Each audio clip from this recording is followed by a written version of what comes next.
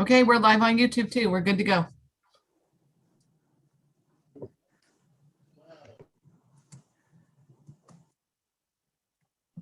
Hey, Pat, you're muted.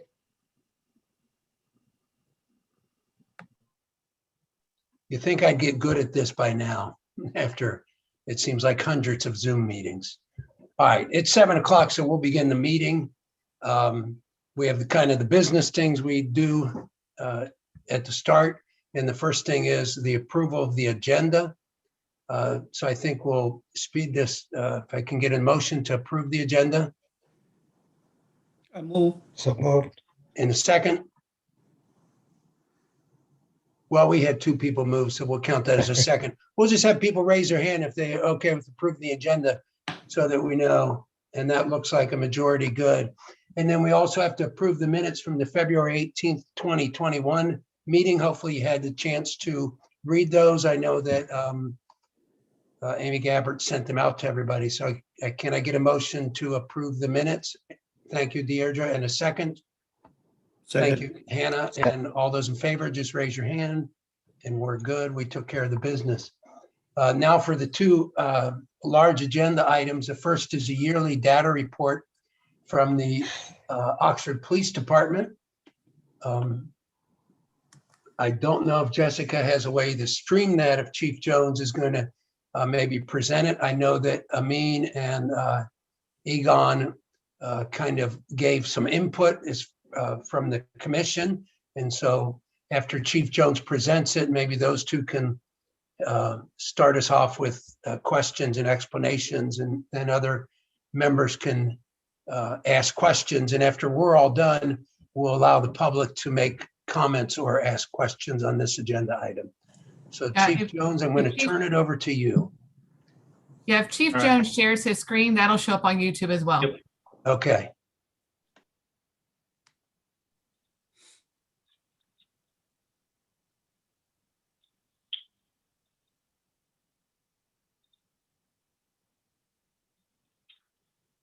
All righty, can you guys see my screen okay? Okay, all right. So we're gonna present to you the 2020 data as we do every year. While it is May, we're talking about data from January 1, 2020 to December 31st, 2020. And we'll start by talking about a little bit about census data. Now, keep in mind, census data is not really recommended to be used to do benchmarking, but I'll go into that a little more. But it was requested that it be in here. So, you know, the 2010 census, 10 years old. We obviously just had a census, but we don't have those numbers yet. So I'll kind of buzz through some of this, but as you know, in Oxford, you know, the large percentage of our population is that 16 to 25 age range, because we have a lot of college students here. When it comes to the race data, I have it right, sorry, excuse me, have it right there for you. Again, from 2010, that's the census data.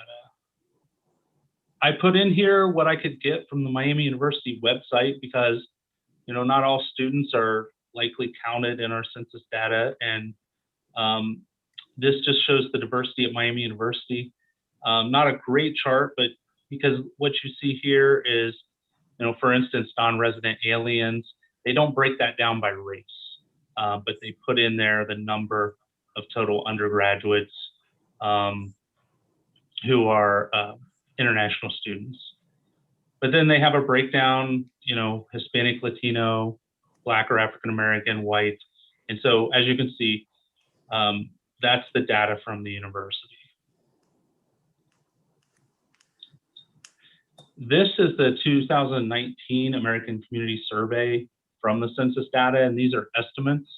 I've shared this information just because it's, you know, it's an estimate that's 9 years newer than the 2010 census data. You know, what you see in here, not a whole lot of change in Oxford population, but some significance is that the white population went down to 83.1% from, I think it's 87. And the Black population only went up 0.8%, but the Asian population went up fairly significantly, up to 9%. So, you know, this is a survey they do, and of course, two or more races is a growing category, 2.2%. So, but I shared that with you as well. But now to get into the meat of it, we'll talk about our data that comes from our records management system. We ran these reports, and I'm going to talk about some different silos of data. You know, we do the best with what we can out of our records management system. It's certainly, you know, much more designed for criminal justice activity and for law enforcement activity, not necessarily some of the demographics that you folks might be looking for. But this is what we have. These are charges by race. So this includes all criminal and traffic charges combined together. So if we stop someone on a traffic stop, charge them with speeding, charge them with driving under suspension, and charge them with a seatbelt, and that person is, say, Asian, that'll count as three charges right here and under the 149. So I'm just explaining how that data works. And you can see kind of the proportions over here to the right. So, and then a different silo of data is arrests. And so this is, what this is physical arrests, and not necessarily the number of criminal charges. So again, a different silo that kind of helps, you know, we're looking at trends. Are there any particular trends here? Because this is talking about not necessarily a criminal charge, but includes a warrant arrest, maybe on something that happened in previous years. And as you can see, here are the proportions for that. So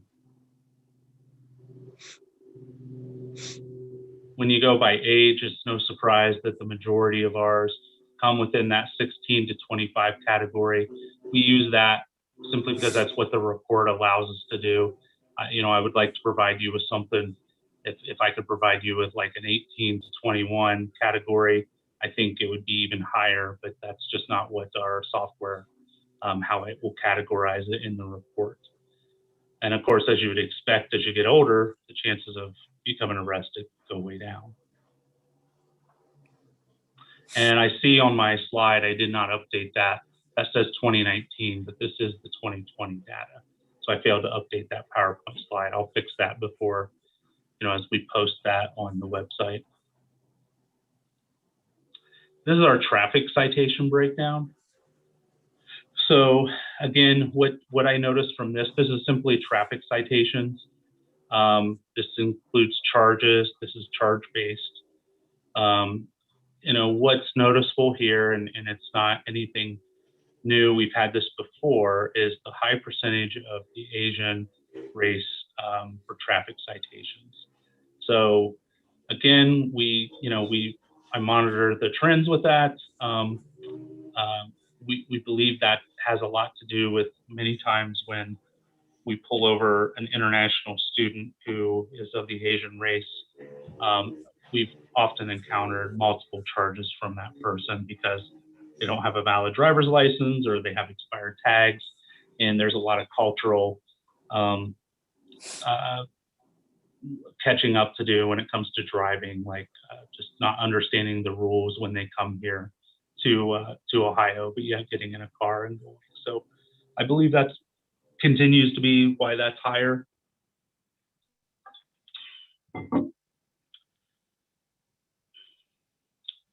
This is our criminal charge breakdown, and it's not showing on my screen. Hang on just a second.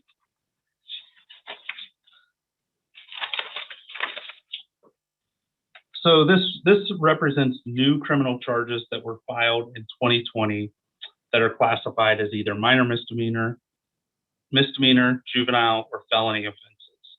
So, because what I noticed when I looked at this and it was provided to me by records was that was the 439 whites arrested was significantly lower than a previous chart where it was like 1,200 whites arrested. So all these dropped, and that's because this does not include things like expungements. So a lot of the previous slide that I talked about with charges includes expungements as a statistical record. This report does not. It pulls those expungements out and only counts the ones that we still have that are still in our system. And this also does not include warrant arrests. I mentioned warrant arrests often happen when we arrest someone, but their charges were from 2 or 3 years ago. So while that will count in physical arrests, it won't count in this breakdown that I provided. And there's some other traffic offenses and OVIs that don't show up in this chart. Again, what I'm looking for here is just trends. Is there any one category that's disproportionate? Traffic citation. This is similar to the traffic citations I showed you, and this just has a breakdown and a nice visual pie chart in how it's representing. And also over here on the left shows you the variety of violations that we have. This is a new chart this year that I put in there. It just shows, I'm trying to show the different trends over the years with broken down by race and demographics. For instance, I'll just start at the top line. In 2017, 9.96% Asians. Then it went up a lot in 2018 and 2019. It's dropped back down in 2020. I believe part of that is due, during the pandemic, there just were less international students in town, but we can talk about that later. One of the other significant things that I'll point out is in 2017, when we first started this project, we had 590 unknown. We added in, that was raised, I think, back by the Pcrc. Why do we have so many unknowns? And so we added in a quality control mechanism where records and dispatch staff look. There's some issues with the software. When an officer turns in the written paperwork, it wasn't always getting entered into the software properly. So now we have dispatchers who go back and double check that. And oftentimes it's the same person who's been arrested. And so you can compare, prior arrests with what their demographics are. So we really cut that down starting in 2018 and moving forward. It's still a manageable number, because oftentimes we just simply don't know the race of the person. This is just a different visual representation of that graph. Again, looking at the different trends and seeing if anything stands out there. So, as you can see, in almost every category, 2020, the numbers were lower. We'll talk a little bit about that too. This isn't really demographic information. This is just all our reported activity. Just shows our busy months when we get busy. It shows how different the years were and how 2020 is way down here as far as our actual any reports taken, whether that's offense, incident, or traffic reports. So just kind of useful for us to see. As no surprise, our low months are in June and July. These are our use of force reports. So these are documented uses of force that the officer does a separate report for anytime they use a level of force that requires reporting. You see the officer, we took into consideration what was told to us at the last year's meeting. We started using the badge number for the officers involved. The date, the type of force, so physical typically is just some sort of takedown or tackle or handcuffing, not just handcuffing, I'm sorry, but some sort of maneuver where the person is taken to the ground or there's a large physical fight. OC spray is like pepper spray. And I guess that's all you see on here. But this would be a report that you would fill out, whether you, if you deploy a taser, if you deploy a baton, or if you fire a firearm. So fortunately, we don't have any of those in 2020, but that's what this report would document. The next report is the actual display of force report. So this is anytime the officer displays a weapon at a suspect.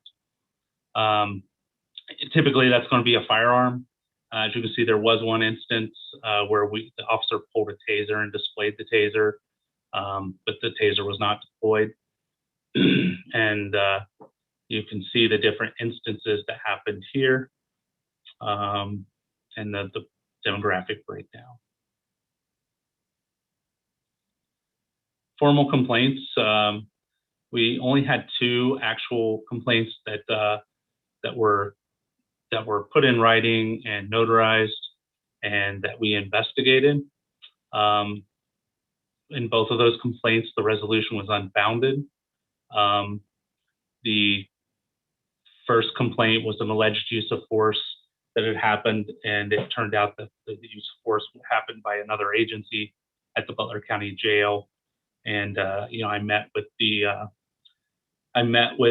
mother who had filed the complaint in this case, and we went through our body cam with her and explained what happened, referred her to Butler County Jail, and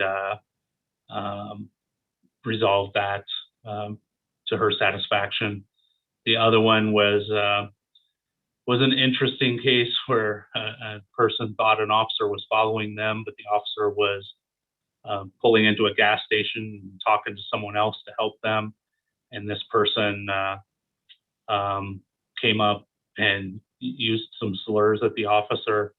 The officer got out of his car and asked him what he was talking about. And this person came in to file a complaint on the officer, but we found no evidence that had actually occurred. So those are the formal complaints. Also, last year we were asked to provide, report on the positive feedback. So I'll be honest, I didn't do a very good job of tracking that. Not sure, it's kind of hard to do. But I just went through my emails trying to find where I got an email that was thanking an officer. I've counted about 6 of those that I could find, and those are just ones that came to me. And then, I sit the thank you cards, and I've gotten letters that get dropped off or mailed to our department. Really don't have an accurate tracking mechanism for them, but oftentimes with those, if it's for a specific officer, I will send a copy of it to HR to have them put in their personnel file. And so, I did have some of those, but, we also get, very generic cards just thanking us for our service. So don't have a very good way to track that, but maybe I'll do a better job with it here in 2021. And then we did have one life-saving award that we gave to Sergeant Barley right before he retired. He had done CPR on a cardiac arrest victim that male in his 30s actually lived. And so that's always a great occasion that we take an opportunity to celebrate. So we typically do that at City Council, but due to the pandemic, we just awarded it here to him during a roll call meeting. And now we're going to get into the self-initiated stop data. So this is the data that we began collecting for the Ohio Collaborative, and in response, at about the same time, the Pcrc had been asking for it. So we came up with a mechanism. We just simply record the information on paper, and we give it to a dispatcher who tracks it all on an Excel spreadsheet. And that's how we collected this data for 2020. So traffic stop data, this is for self-initiated traffic stops that an officer does. So this is what we collected, a total of 1,540 records of traffic stops. Of those, 1,189 of the drivers were white, 167 black, 182 Asian, and 2 American Indian. And that's again is determined by the responding officer and what the officer believes. We don't ask folks what race they are. We try not to engage in that conversation, but we do our best to determine what that is. So 77% of those are white, 11% black, 12% Asian. As I mentioned before, census data is not really a fair comparison. So we started, and in our training, one of the things they suggested agencies do is start collecting traffic crash data for benchmark data. And kind of the idea behind this is that census data doesn't really reflect when people get in their cars. You know, they don't stay within a jurisdictional boundary. They drive all over. And census data doesn't really reflect who's on the road. It also doesn't, you know, people aren't limited in committing crimes by jurisdiction. So for a variety of reasons, and we really shouldn't use census data to compare. So what we did, we tried to gather some sort of other benchmark data. We didn't conduct a windshield survey, which can be students who go out and literally just sit at intersections and record the race of the drivers. That we did not do, but we did do traffic crash benchmark data.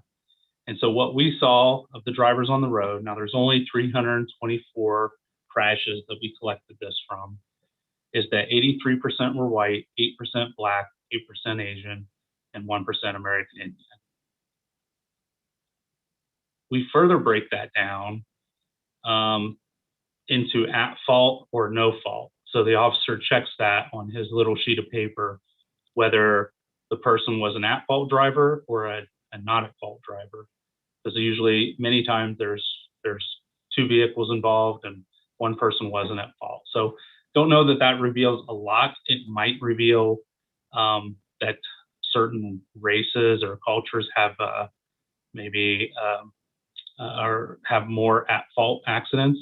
So in this case, you know, the Asian population went up from 8% to 13%, possibly, you know, again, due to some of the issues I talked about before with international drivers who are new here and not understanding all the rules of the road. But just I just wanted to show you how we drill it down a little bit more. So when you compare those, what you see is of our traffic stop data, 11% were black, only 8% of the crash benchmark data were black, 12% Asian, 8% Asian, and 77% white versus 83% white. So a little bit of disparity there, but I think it's within a margin of error, but certainly something we want to continue to monitor. So that's for our 2020 data. What we did not have, but that we realize we need, is ethnicity to our demographic data. So for the data we're gathering now, we've added a checkbox for Hispanic or non-Hispanic. We also, you know, at the urging of the Pcrc, added the pedestrian stop information. So we had to develop a whole new form for this and really, you know, kind of define what we are collecting. So we'll have that information to report to you next year. That'll be collected for 2021. And we'll also now be collecting the traffic crash to use as benchmark data, traffic stop, our officer initiated, and the pedestrian stop that are officer initiated. So that's to come in 2020. So that's what I have for my presentation. I can pull that back up if you need, but I just want to see if there are any questions. Why don't you leave it up, Okay. Chief Jones, and that way people have questions, you can flip to the appropriate slide. First of all, I want to thank you and your department and everyone who worked on collecting and gathering and recording and all this data for the community and for the Pcrc. I know that It involves some man hours, and it's appreciated that the police department is willing to kind of examine itself and be open to the community and transparent in what's going on. With that said, I'll start with the commission, the people in the commission, the members of the commission. If anyone has any comments and or questions that they would like to direct to Chief Jones about this year's data. And real quick, am I still sharing my screen? I'm having problems. Yes. You are, I can unshare it if you're having trouble. Yeah, I can stop it real quick, but then reshare. That'll help me. That'll help, I think, with Okay, seeing thank you. people. There we go. Okay. So do anybody on the commission have any questions? Jessica? Mr. Meath, can I share? I just also want to share, Chief Jones didn't share this, but we also posted an anonymous survey or an anonymous feedback form on the website in fall of 2020, in September of 2020. And to date, we've received 6 people who've entered into that form. 3 have been thank yous and 3 have been negative comments. And so it's not a lot of data, but I wanted to know that it is being used. We had 1 in September, 2 in February, 2 in March, and 1 in April. Just a little supplemental. Okay. And you pass those comments on to the chief? Yeah, we get auto notified when they come in. Okay. Well, it's a very quiet commission tonight. I'm not used to that. Yeah, Egon, go ahead. Yeah, and I just want to make a comment, you know, because we did meet with Chief Jones to talk about this report, and I did ask him to include the census data, you know, the census breakdown. But I do want to, you know, I do want to make sure that it is understood that it is not a good comparison for a number of reasons, and the main reason is that, you know, for census, it's one person, one count, right? So every person gets counted once in the census, whereas, you know, we have a mix of unit of measurements in the data reports, like, for example, citations. Citation means that hey, you could be stopped and you could be, you know, charged with, you know, 3 or 4 citations. That is, you know, that is not one person, one count. That is, you know, one stop, one encounter, which there could be multiple encounters for the same individual if we have you know, frequent flyers. But it's also not only, you know, how many times a person gets stopped, but it's also how many charges are awarded to in each specific, you know, stop. So that is one of the main reasons that, you know, I just want to warn against, you know, comparing against, you know, the census data. And I am actually very, you know, I really like that comparison that, you know, for traffic stops and, you know, accidents. That is, I think, a better look at the, you know, that I think is a better benchmark, because not only you know, it could give you an insight into, well, you know, driving abilities of individuals compared to, you know, in crashes, as well as you know, their stops. So I think that's important. So that's just a comment that I wanted to make about that. So Thank you. And one of the things that Eamon, I'm sorry, I didn't mean to interrupt anybody, but, you know, Eamon was working with us on, and we just really ran out of time, but is to identify repeat offenders basically and look for outliers, because most of that data, you know, even in the physical arrest, if I arrest you in one incident in January and then arrest you in another incident in February and another one in March, which we do have those, that'll count for each individual time. So it's not just per person, it's per person per incident. And so I provided some information to Eamon, but again, our software just is limited in how it formats, and he started to work with some of that information as well. Hannah, were you going to say something? Here. Yeah, I wasn't sure. I mean, I think Chief Jones answered the question that I had about, could we potentially see that in the future? Like a breakdown of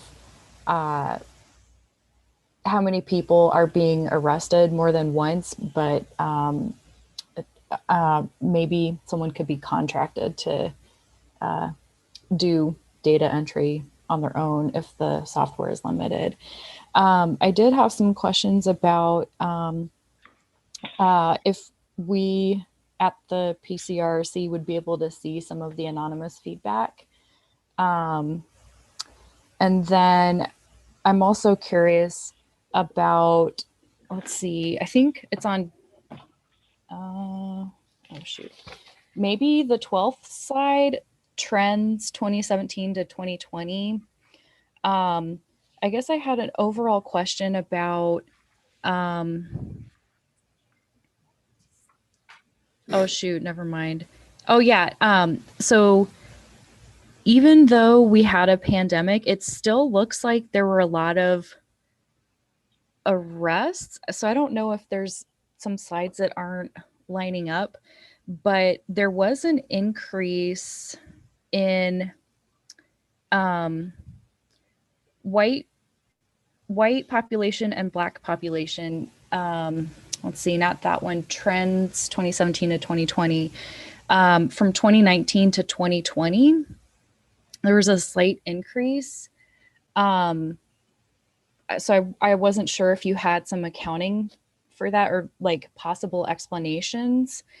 And then also, I'm wondering if on the slides where you're saying, you know, this many people of this racial group, this percentage, for example, white, Black, Asian, unknown, and other, that's a 100% sample. But when you look at the actual makeup of the percentage of these racial groups in Oxford, there might still be a disproportionate rate. So I'm wondering if there's a way to reflect this many people are being arrested, and that is reflective of the percentage of the population that we have. So I don't know how to word that in a way.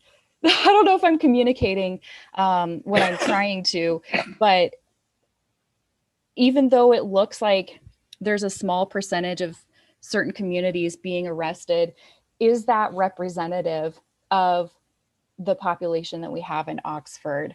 That's my question, I think. Sure.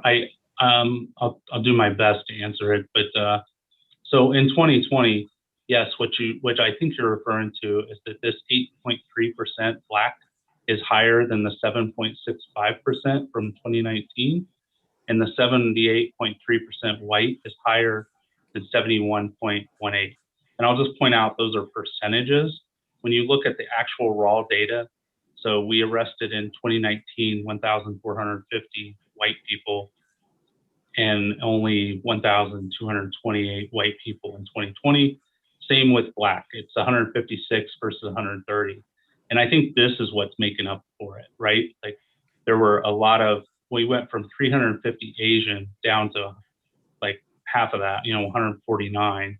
So that just increases these percentages because this one goes down, I think is the answer to that question. And then as far as comparing it to population, that's where we talk about, I've had charts, when I first started doing this, I had charts, and then I would just show the census population right here. And of course you could see that, for instance, like Asian, 9.5% arrested or not charged versus I think they're 5.4% in the 2010 census. So that's where you can quickly identify that, what you're referring to, but there's problems with doing that and after going through some training on this, we stopped putting it right here on the slide, but I put the data in here just for people to reference in case they, so they don't have to go look it up themselves.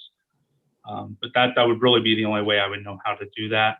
If you're talking about a deeper dive, then we'd have to get a statistician or somebody more familiar with research to do it. Well, I don't necessarily mean census data, but the actual breakdown of race groups by race in Oxford. I think that might be helpful.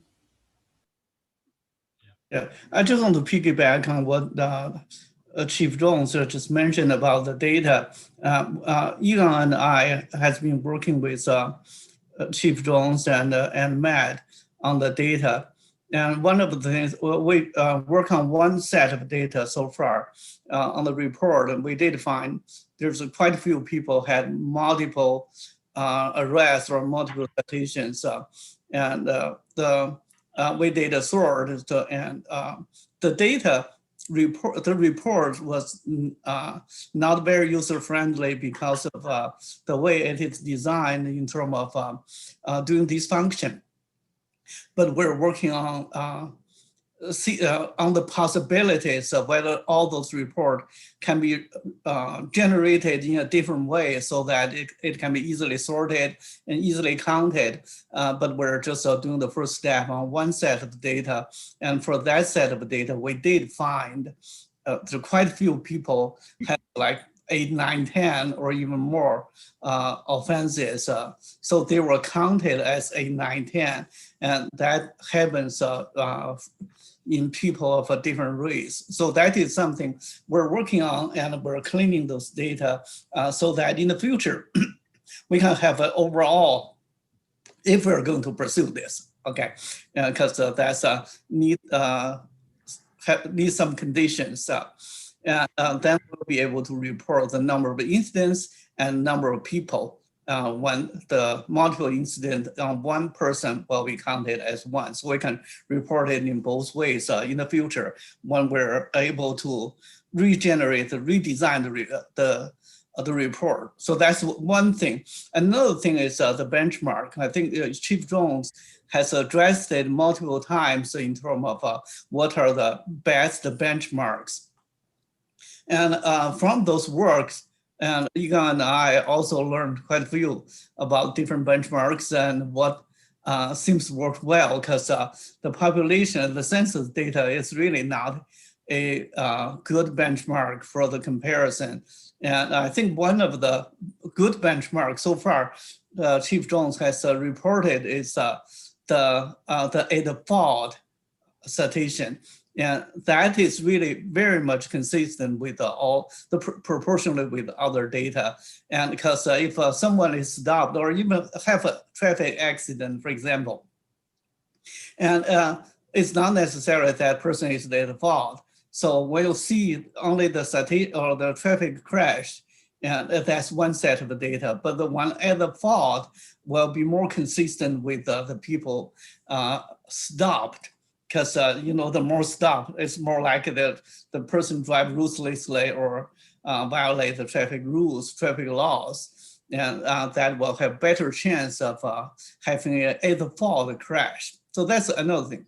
And yet another thing we're thinking about is maybe like next semester I'll find some undergrad student do an independent study with me and do some like those I don't remember exactly what it's called, but it's kind of a observation or kind of survey data, observing the cars coming to Oxford, because the criminals or the stops or crashes are not all people in Oxford. They're from Hamilton, from like Middletown, from Richmond, from other places. And if we have a data that observe the people like they can observe gender, like observe the traffic, observe gender, and estimate or the race, and find out the license plates so that they can report where those people are from.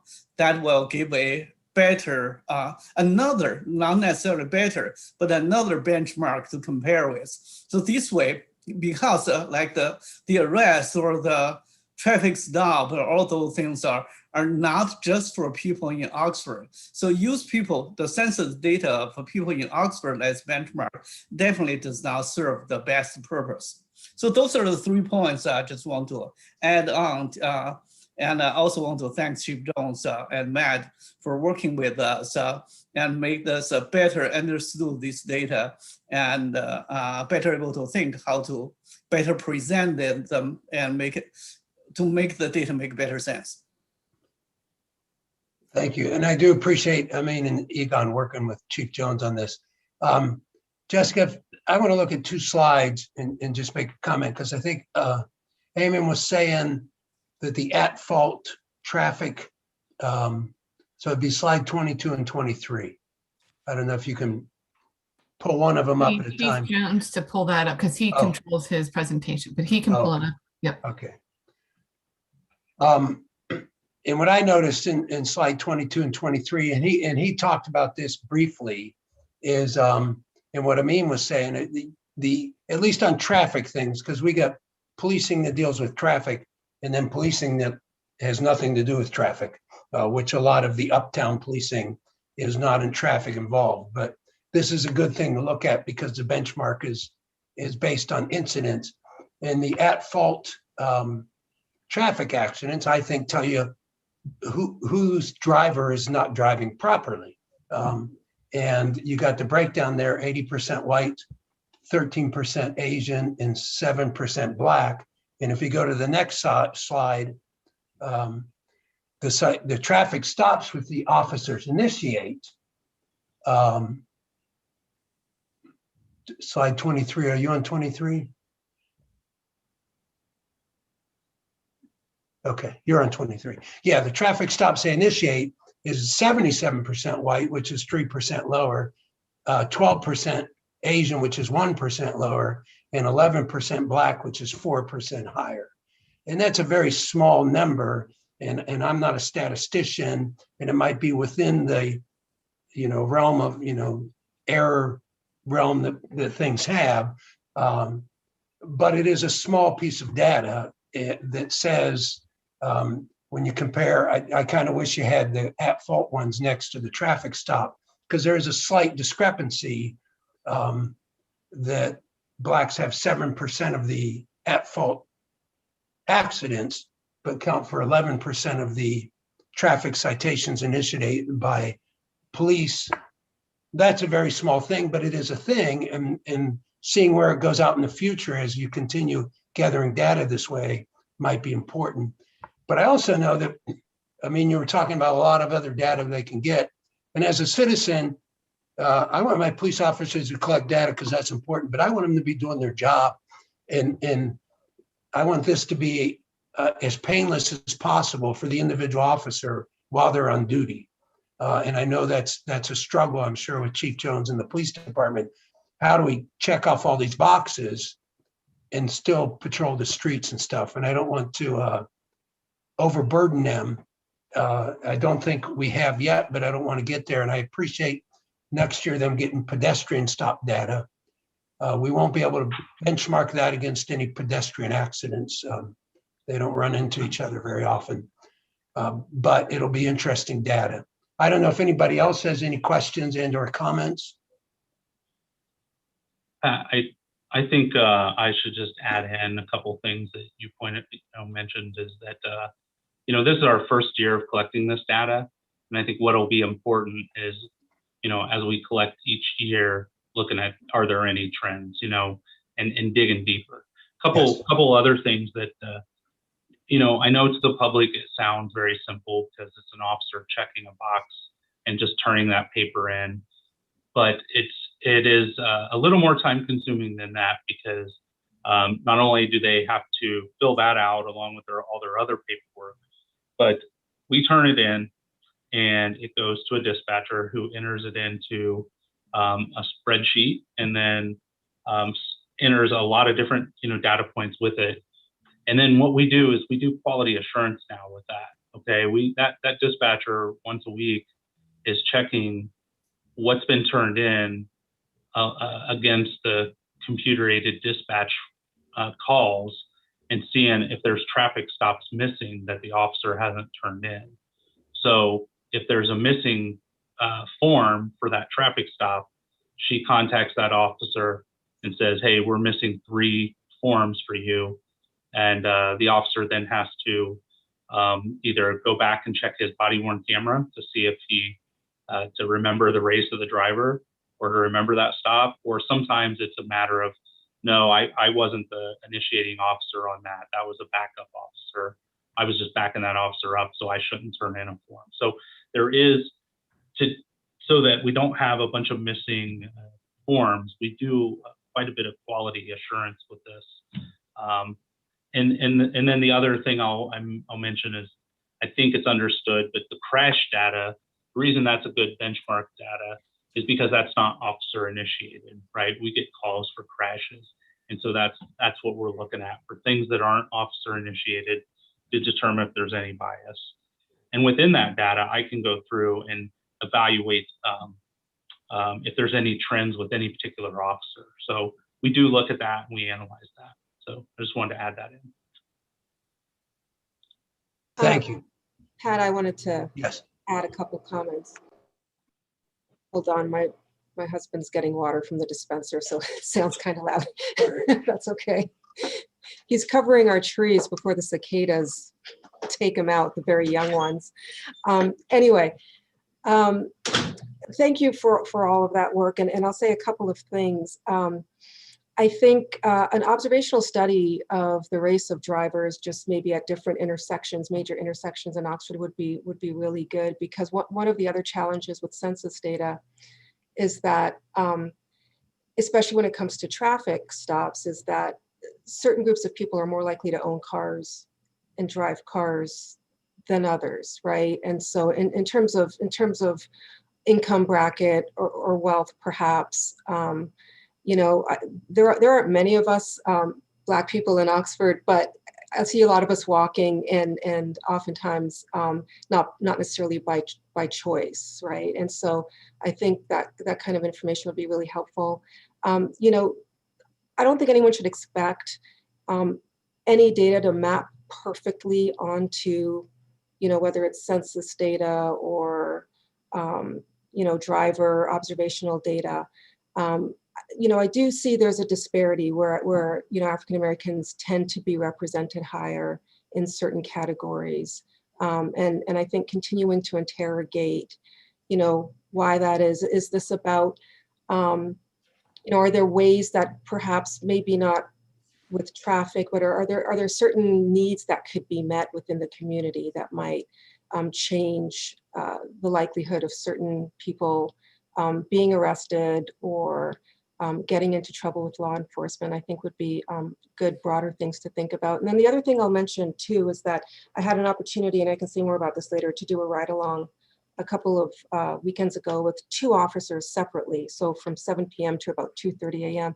And I was able to observe one of the officers. It was a pretty quiet night, but there was an officer initiated traffic stop on 27 for speeding. And I was able to observe the officer filling out that paperwork and tucking it into his visor to keep track of it. And so I can see that it's extra work, but I'm very appreciative of you doing it. And I really appreciate the quality control aspect of it as well. I think that'll help us be a leader in this area. So thank you, everyone.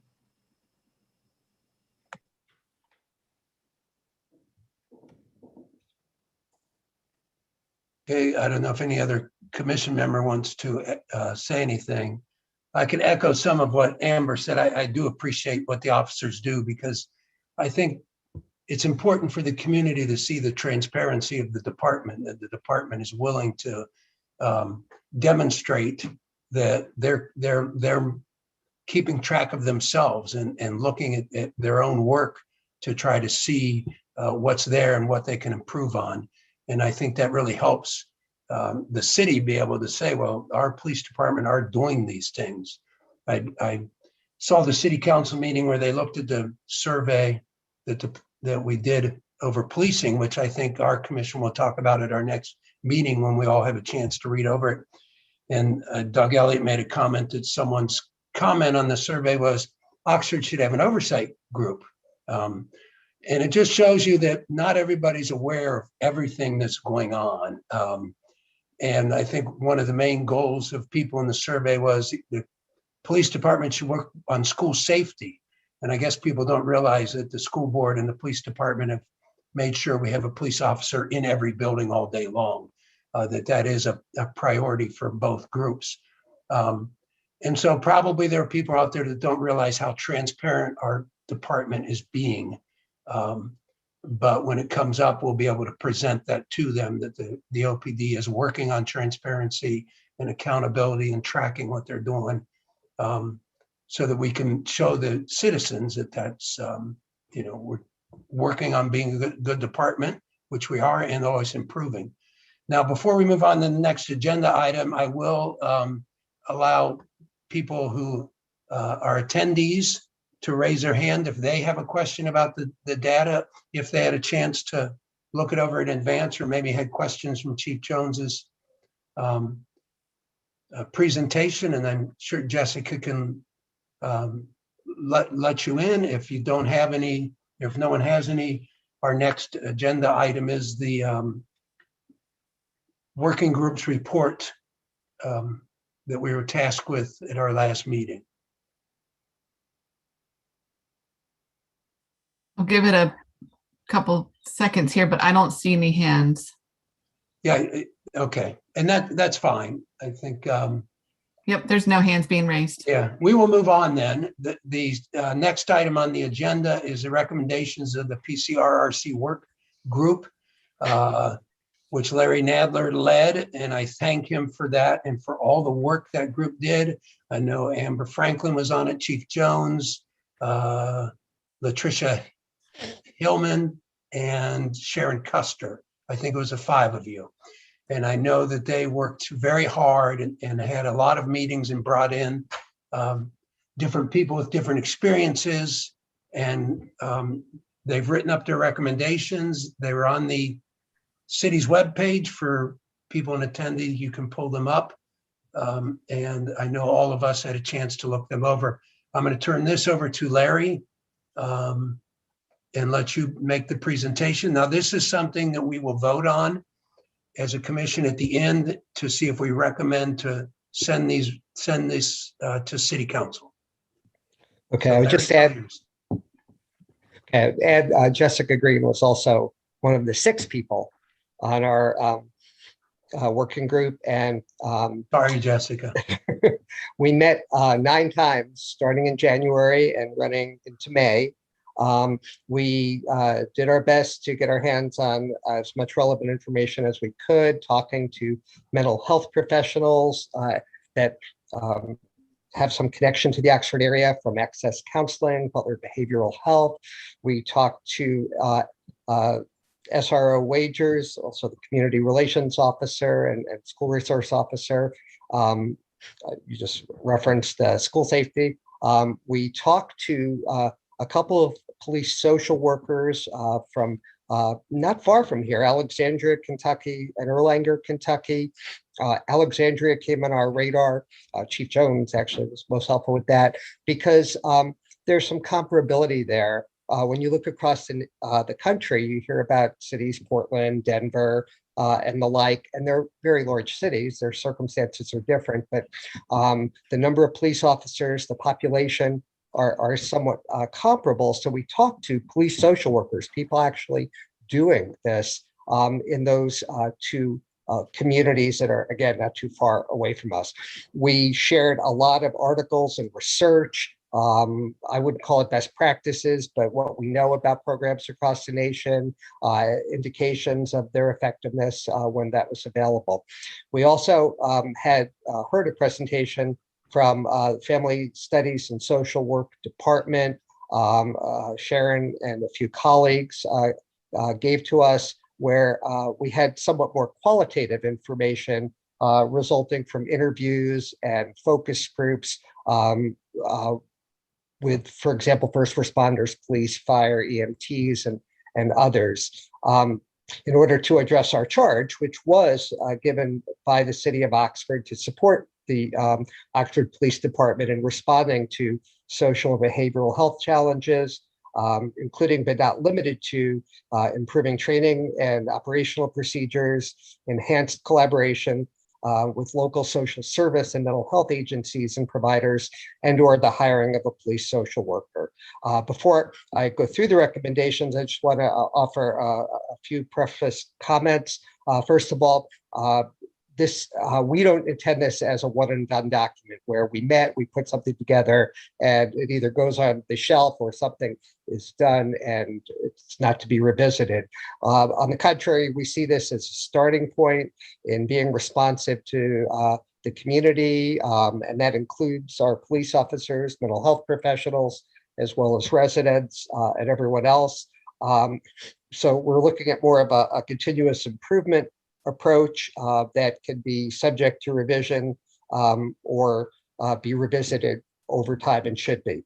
Finally, each of these recommendations, as you said, we'll vote on tonight. We did vote on at our last meeting, and they were all supported unanimously. So I think the full weight of the working group is behind it. So the primary recommendation, as you can see, is we do recommend hiring a police social worker. We did consider a couple alternative models of either having the person be hired by the city of Oxford and be integrated into the workings of our police department, as opposed to contracting that out, possibly using one of the agencies like Butler Behavioral Health that were mentioned previously. Other people can weigh in if anyone has questions, but in considering the pros and cons, it really did seem to converge toward the point that it would be better to be this person to be hired by the city and be a city employee. It should be a full-time position. The person should have a graduate degree, master's degree.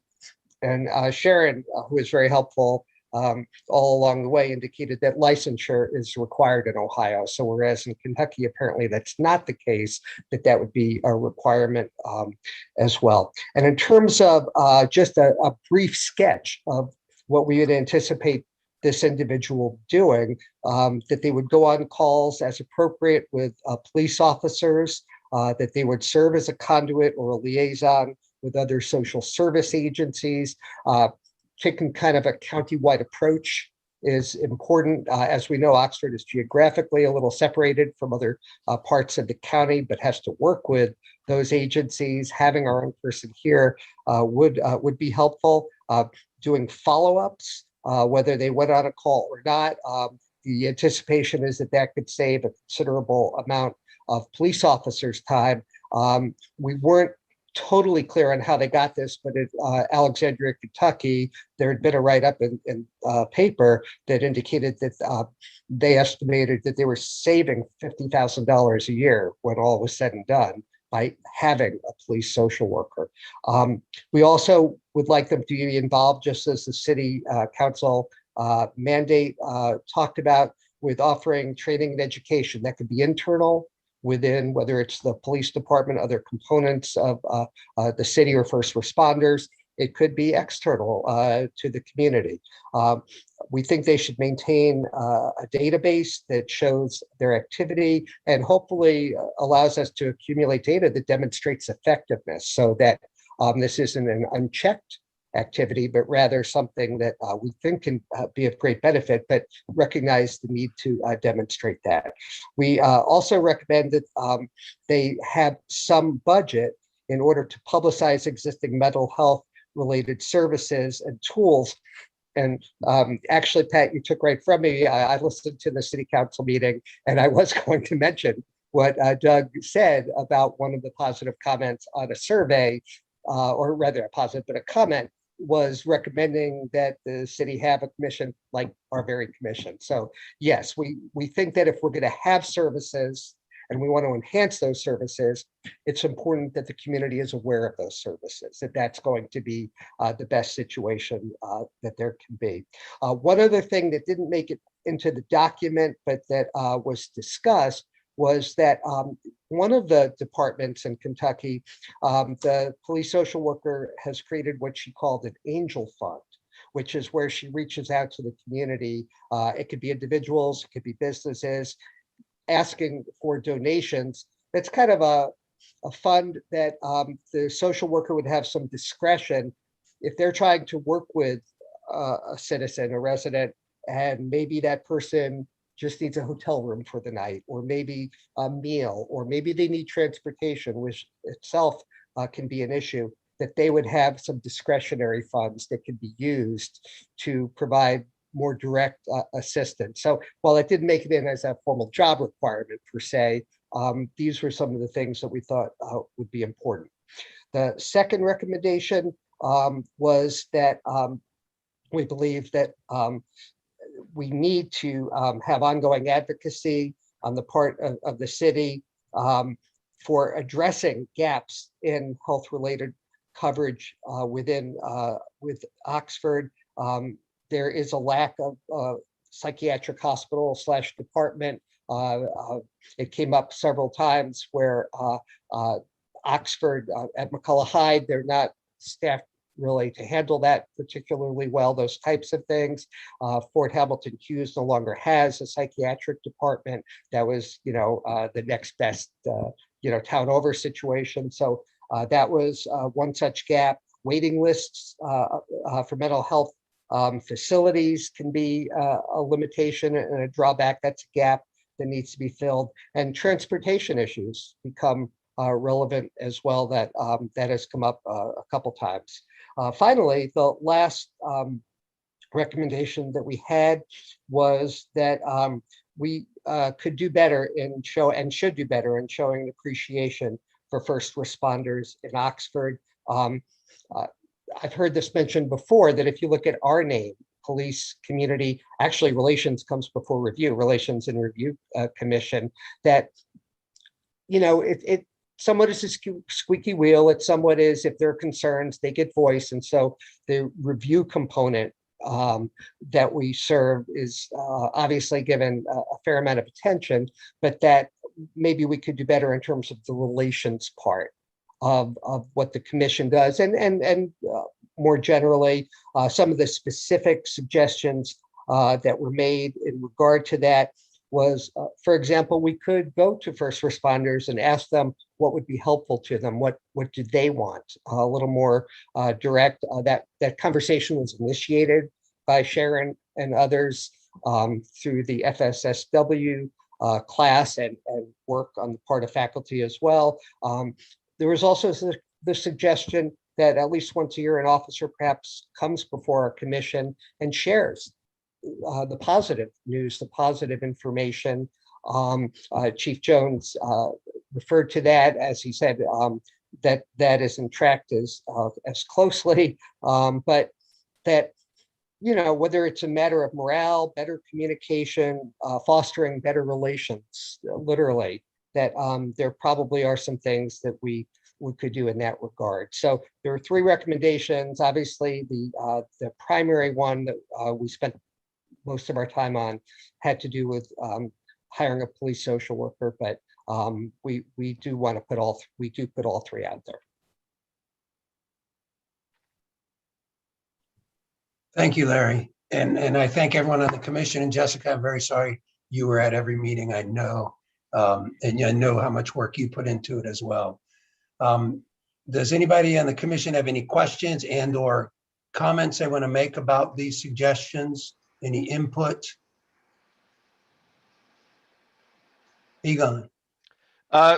Yeah, so first of all, hey, thanks for all the work that you guys did. I just want to make sure, because I know that at some point the police department was, pretty much understaffed. Is there going to be budget made available in this proposal to hire another social worker? Or is this going to take away from the current staffing model for the hiring of a social worker? So that's just my main question on this one. Yeah, I want to echo that as well. I think the work group did an excellent job. I like those recommendations, but I think, I don't know whether Doug has been closely involved in those meetings, but I would like to hear from Doug in terms of the perspective of the city, whether this is possible or whether there's other alternatives or not. Sure. We will listen to your recommendation and, do our very best. This is a good time to bring up new ideas because we will be starting on the budget. I think at our second meeting in June, we review what's called the tax budget. And that's the first step. And basically, Joe Newland provides what we estimate our revenues are going to be and what we estimate our expenditures. Typically on the expenditure side, we basically roll over this year's budget amounts because we're not into putting the budget together. I haven't asked my department heads for their input. Council has some of their own priorities too, but I do want to share with you, because you're all citizens in our community, that it's going to be a trying year for us. Just to give you one example, our income tax, which is our major source of revenue, from 2019 to 2020, it went down $800,000. And that's a significant drop for us. It's similar, very much so, to the 2008 recession, where we lagged in our revenues for several years. This year as well, we are going to be down. So it's going to be a real challenge. Typically, what we've done is cut back in our capital expenditures. And so, you know, we will do our very, very best, but it will be very challenging to add a new position. The police already consume about half of the general fund budget, and we have other priorities that we need to address. For example, the Amtrak train station. You know, we're spending some money now on that. We're hopeful to get a lot of grants. We want to address affordable housing. So we have a lot of initiatives that haven't been addressed in the past. So, you know, I will keep you posted as we move forward. We also have contractual obligations. We have a wage and salary increase that we have to budget for next year for our employees that are under contract. So probably not answering your question, but this is probably not the best year to be coming up with new ideas, but we understand the importance of this, you know, and I really appreciate all the work that the working group put forward. And, you know, I only read that comment because it caught my eye. We've had so many meetings, and I thought we have gotten the information out, and then to have someone say, well, you need to have a review commission, I found it very, very amusing. But it suggested that, you know, we need to publicize our efforts here with the Pcrrc. I still get phone calls from other communities about our commission. As you know, Columbus voted to establish one. They had to take it to their voters. It passed. They've yet to establish it. Now, of course, it's not a comparison between us and Columbus. It's a huge city compared to us. But, you know, I've always felt very proud of our community and also you folks that serve on our commission and your dedication. So anyway, I appreciate you asking me the question, and I'm sure you're going to see us moving forward on the recommendation, but I'm not sure what else is going to have to suffer from it. You know, typically cities, when they have to cut, the easiest thing to do is cut capital improvements. You can put off paving a street for another year and blah, blah, blah. You can put off buying the 2 police cruisers. You know, I've always been told when I came here that we usually buy 3 cruisers a year or 4. And, you know, I've been cutting down on the vehicle replacements and getting some pushback from department heads and stuff. So as you might guess, it's a challenge for us, but, you know, we will figure out a way. You sounded just like the treasurer at school board meetings there, you know. Well, you know, the income difference tax. between us and the federal government is we have to have a balanced budget. Yes, yeah, And, it is. And I know that, yeah, serving on that board, I'm aware of budget constraints this year and lost revenues. There's also been some CARES Act money given and opportunities to use it to meet certain needs of the community. And there's a lot of ways to creatively finance. But I think our job, Egon and Eamon, is to take this and decide. We would recommend, you know, we vote and recommend it to city council or vote not to recommend it. And then really it's their job and Doug and Jessica and the city's job to figure out if it can be done and how to do it. Our voting is just recommending, we think having a police social worker would help our police officers do their job and serve the community better. And that continuing to work on filling the gaps in mental health issues in Oxford is something the city should work on. And I guess we're recommending that we ourselves work on our relations part of the Community Relations and Review Commission.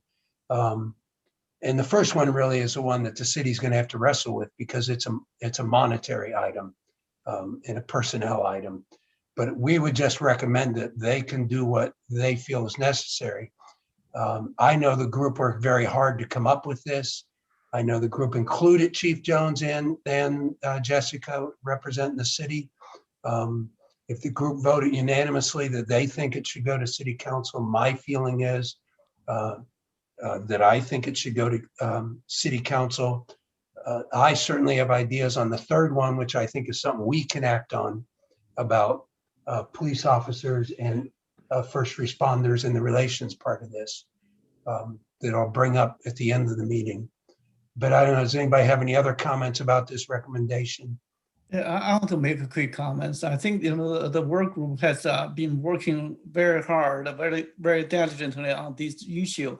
And if we're making a recommendation that will be rejected by city council, or very likely to be rejected by city council, and that is not necessarily a very good recommendation.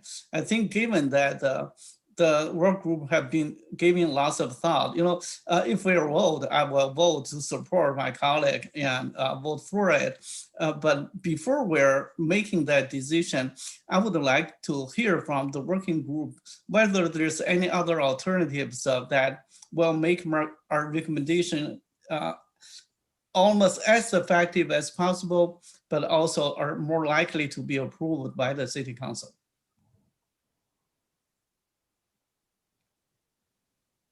We looked at some other possible models. One was contracting a social worker through an agency like Butler Behavioral Health.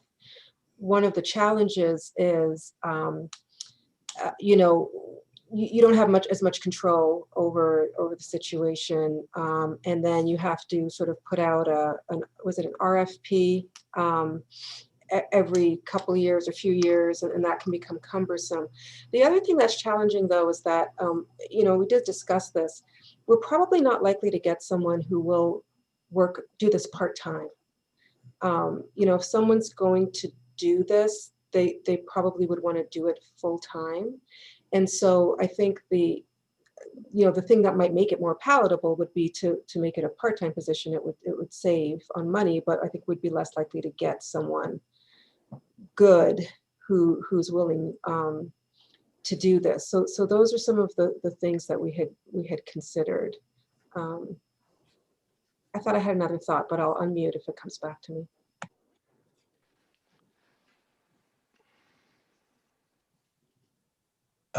Just a minute, Egon. And I know Sharon and Latricia are attendees, and since Eamon asked for feedback from the working group, if you want to raise your hand, Jessica can make it so you can speak. Okay, go on, Egon.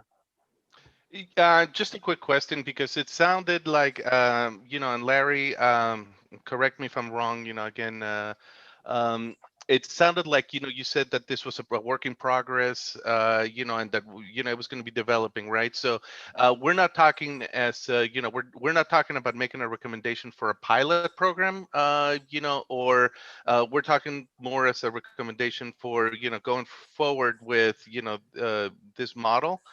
And then, just tweak out work out the, the kinks as we go, right? So, my question is also, was there like a needs assessment done? What happens if a year from now we find that we hired a social worker and they don't have enough work to do? So that's my question. I'm not saying that there won't be, but what if they don't have it? Again, I know social work, there's plenty of social needs out there, but within the scope, what that's just my question. So Yeah, there was discussion of whether the level of need, and no, there was no formal need assessment. In fairness, these are people giving up many weeknight evenings to do their best and working in between as well. But there was discussion of whether there would be enough for a person working full-time to do or not. We did address that. And I don't think anyone can say definitively, I wouldn't want to go that far, but I believe the way we've imagined the position, that there's a high likelihood that the answer is yes. And it's always possible that that won't be the case. And that's a practical matter that the city would, if it came to pass, have to address. That wasn't, I don't think, within the purview of our working group to be, look through a crystal ball. But as I tried to enumerate the different dimensions, and there may be others too, that the police social worker would be doing. It wouldn't just be sitting at a desk waiting for a call that they're going to be part of. Obviously, we believe there are situations where having this person there would be helpful, might diffuse a situation. Since all of this was an outgrowth, I don't think we should lose sight of events last summer, George Floyd killing. A proposal came formally from BLM Oxford. So I mean, there is that history to it. So that, I don't know how you measure, I don't want to be dramatic, but if a life were saved, or if a situation were de-escalated that reduced arrests, which now consume resources to deal with that person through the legal system. I mean, you could go on with that. But I also think the other things that were mentioned, ranging from coordinating within and across agencies, both Oxford Police Department and other first responders as needed, as well as with agencies, at least throughout Butler County. The training and education component could be very useful in helping all of our officers to deal effectively or more effectively with situations that arise. And mentioned that the need to be able to document what they're doing and so forth. Basically, being able to do follow-ups, which is where officers, Chief Jones might be able to speak to this, but report. It's often the same fairly small number of people that require going, to provide help or assistance to frequently, not necessarily unlike the traffic data where you had maybe some people who scored several, check marks because they were doing multiple things, either in one incident or cross incidents.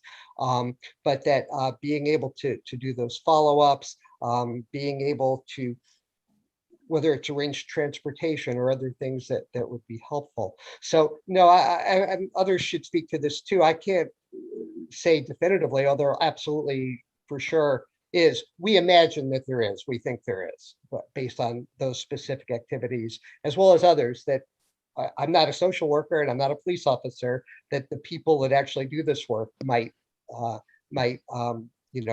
consider as being important that we didn't talk about. Yeah, I was married to a social worker for a while there, and I can tell you she never complained about not having enough to do. So, but I just had to throw that question out. So, yeah, and Egon, we didn't do a needs assessment, but when Amy Gabbard sends a police report, it includes a weekly media incident summary. And if you read that incident summary, it's, officers were called to respond to a woman with a panic attack. I think that's a much better place for a social worker to take care of that issue than a police officer. So the police officers can do what we need the police officers to do. The number of suicidal things that happen each week that officers are called to respond to, the number of drug issues that maybe the social. I read through that incident report and I think I can see a social worker being busy. Now, it's not a needs assessment, but it is week after week.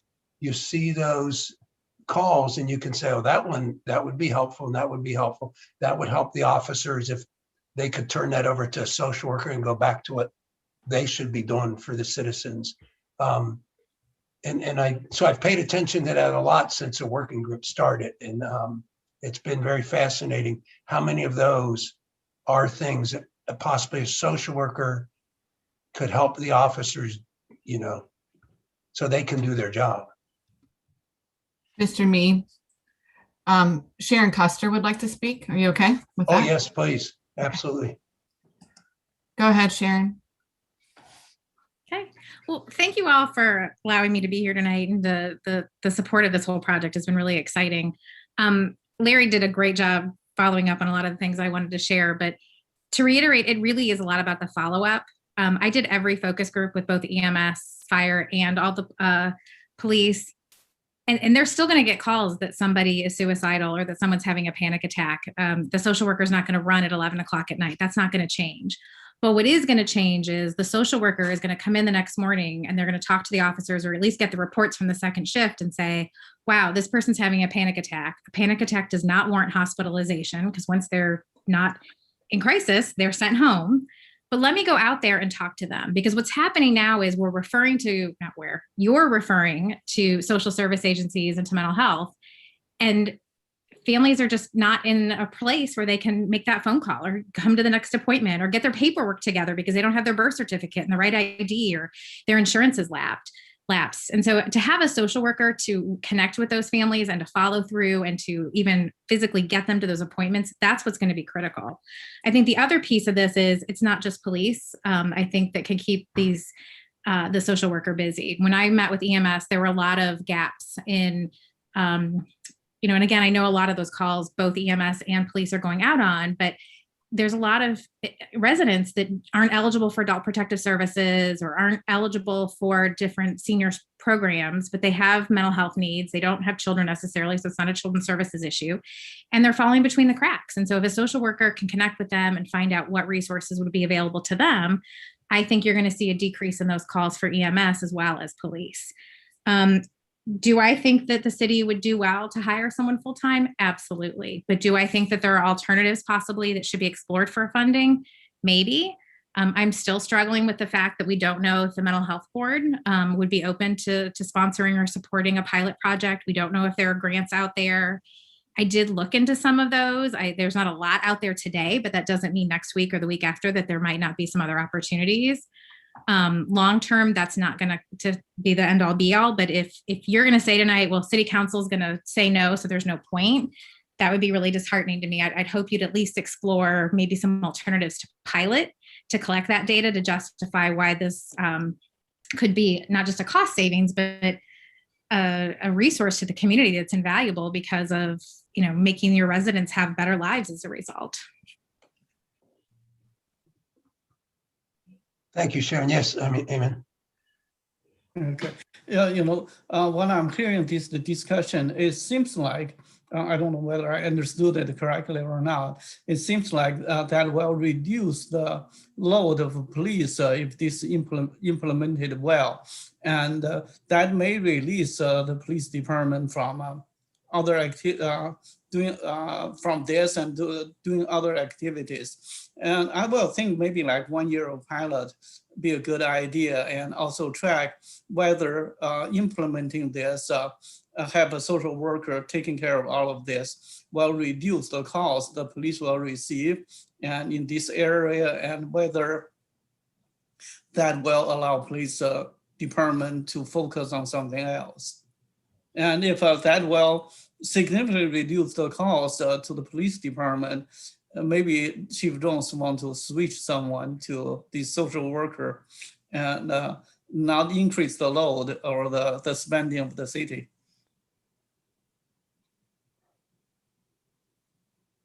Yes, Amber. We had an opportunity, as Larry said, to speak with Officer Wagers, who's doing some great work, and there was a write-up about him, and I think it was the Oxford Observer, the work that he's been doing. But that position came about as a result of COVID, with the schools being closed. And Chief Jones, tell me if I'm wrong at any point. And it was 1 day a week. And so, with things opening up, and especially in the fall, with the expectation that everything's going to be sort of going back to normal, that, he won't be able to do, I don't think, even that 1 day a week, right? So, that's my thought on that. He's been doing great work, and he goes out. I think Amy Machechko sometimes joins him when she can. But I don't think it's a very sustainable model right now.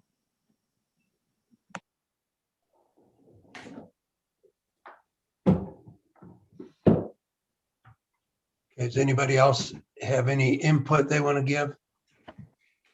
I just want to offer thanks to all of the entities that put together reports, and just wanted to remind us as a group, the reason why we have these reports and suggestions came because last year there was demonstrated need. There was enough support by our community saying, you know, we've listened to some of our needs, like let's put together a formal report. And what we're seeing here is a demonstration of need. We have people in our community that have real needs. And we have this recommendation that is saying this is how we can address this need. And I think that we can make room for saying, this is what our community has said that they needed. Here is how perhaps hiring a social worker can alleviate some of those concerns. I look at this as a long-term investment. So I fully support having and making these particular recommendations, because I think that's us listening to community bodies that have asked for this, and evaluation of people in our communities that do not currently have their needs met. I do want to say that I don't think that that person is going to lack for work to do. Number one, because this is, it can be considered emotional labor. It takes several hours just to be able to transport people and get their documents and address mental health needs. It's not just I'll go visit you once. It's depending on the need of the person, right? That could be multiple visits, multiple hours, over several months, because the issues that clients are facing, particularly related to substance use or homelessness, that's not something that's easily solved.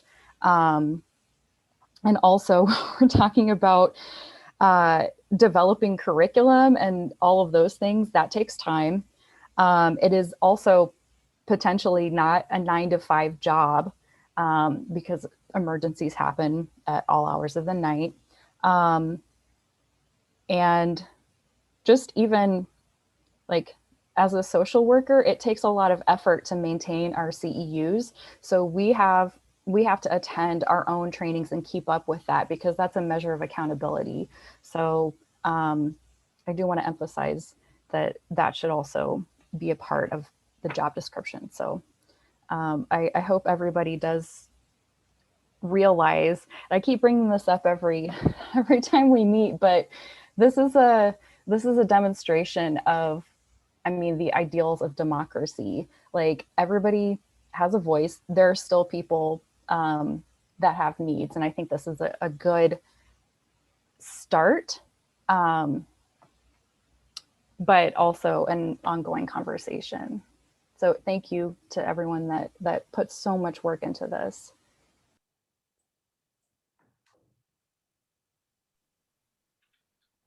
Okay, anyone else?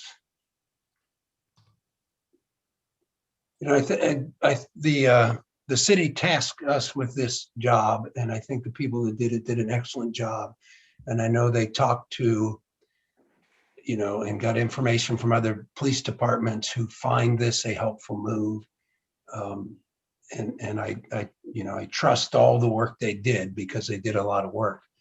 And so I think for us, it's just a matter of, do we formalize and vote to pass on the recommendations of the Pcrc work group to the city council as the recommendations of the entire Pcrc. And so I will entertain a motion to make these recommendations to the city council from the commission. So Amber, you'll make that motion. Thank you. Would someone second it?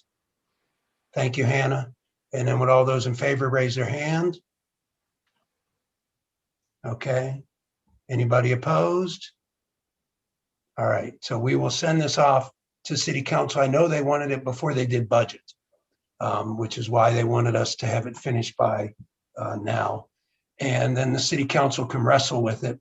I think the hardest part for them is going to be the first part because it has a cost involved. But if you look at the third part of that recommendation, I think that's something we need to do in the future.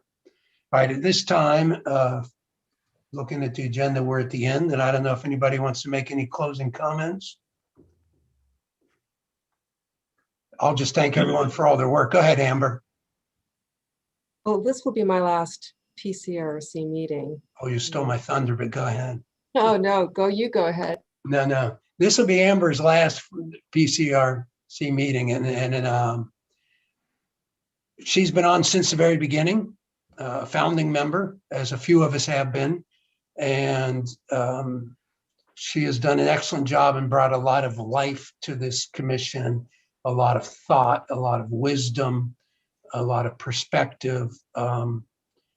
It's hard to imagine where we'd be after these, almost 6 years now without her leadership. And I want to thank her for everything that she's done for this commission and for the city.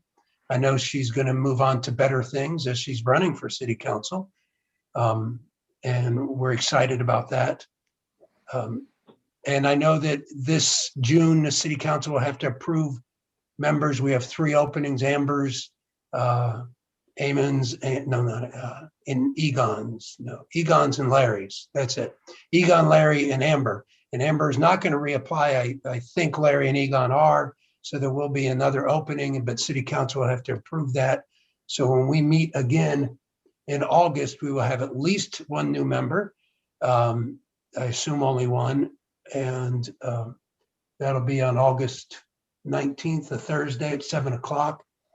I think on our agenda, we will be approving our yearly report, which means I'll be sending out email about people helping to write the yearly report. I think when we divided it up, it went better. We'll also, I think, talk about that third item on this recommendation, the officer. It almost reminds me of relations and officer wellness, things that the commission can do to improve relations with the police department, the community. And one of the things that I saw on one of the information was a comment that maybe Pcrc members should have some kind of orientation. And I thought that was really a good idea, that a new member comes in and gets some kind of orientation to know what the commission does, to find out about the police department. I know when we wrote this ordinance, I wanted to make it mandatory that people do ride-alongs or attend the police citizen academy. Mr. Elliott convinced me and us and City Council to make it kind of voluntary because we're all volunteers and he didn't want to push away volunteers. But I will make that recommendation tonight to the people here who are remaining on the commission and to the people listening who might be applying for the commission. Now that the pandemic's over and it's safe to do ride-alongs again, I would suggest that people do that again. I have not done one in a few years, so I will be calling Chief Jones to do that. I think it's important for us to know what the officers do on a daily thing. And I know Amber just went on one and it's very, very helpful. So I'm going to recommend that people do that. And then I'm going to talk to Deirdre about helping me develop an orientation for new members and maybe have some ideas ready at the next meeting along with our yearly report and other ideas about the relations part of our commission. So is there anything else, Amber? I just wanted to thank everyone and tell you what a growth experience it was working with all of you, Chief Jones and everyone, and Pat for your foresight in putting this together. And I'll say that there have certainly been challenges, but I think that's how growth happens. We're 5 years older than the Columbus Police Commission and Dayton. I've had communication with people in Dayton that are trying to put it together now, but we're also much, much younger than the OPD. And so, you know, we're learning and we're growing as well. I did have an opportunity finally to go on a ride along. And it wasn't a very busy night, but I'll say that the benefit of it for me was just having one-on-one time to talk with officers for hours. As a matter of fact, with one officer, my plan was to call it a night at 1, and then we just got into a new topic, and I said, let's move it to 2:30. And so, you know, it's the latest I've been up for a long time, but it was well worth it. And that officer did say to me when I was ending my ride with him that, you know, please encourage other people to go along because sometimes we do feel othered. And so, you know, I've been spreading the word to my husband and some friends. And Chief Jones, are you the primary contact now? Yeah, I think just if a Pcrc member wants to go on a ride along, like just simply email me and I'll get it set up for you. So thank you. Yeah. And then Mr. Mead, I was going to mention just one other program quickly that we'll okay, yes. Right now. You've probably seen it in our weekly report, but it's called the Valor Immersion project. And I know it's come up, you know, it's been a while in the Pcrc about officer safety and wellness. And so that's a project where we are doing intensive training. It'll be occurring all over the summer. And it's really focused on officer wellness in multiple different ways.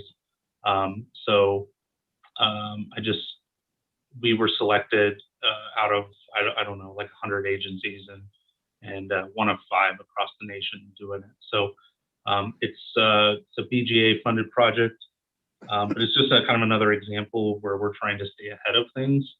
And we just keep adding more and more onto what we do here. And, but that's because we're striving to do well and to be the best we can. So, but if anybody has, you know, questions about that, I'd be happy to sit with them and kind of show them some examples of what it is. So you can go to our, I think it's on a city website under our police page that there's a little news release, and I believe the Oxford Press will be publishing something about it soon. So I just wanted to mention that, and then also to offer, yes, thanks to Amber. It's been great getting to know her and work with her.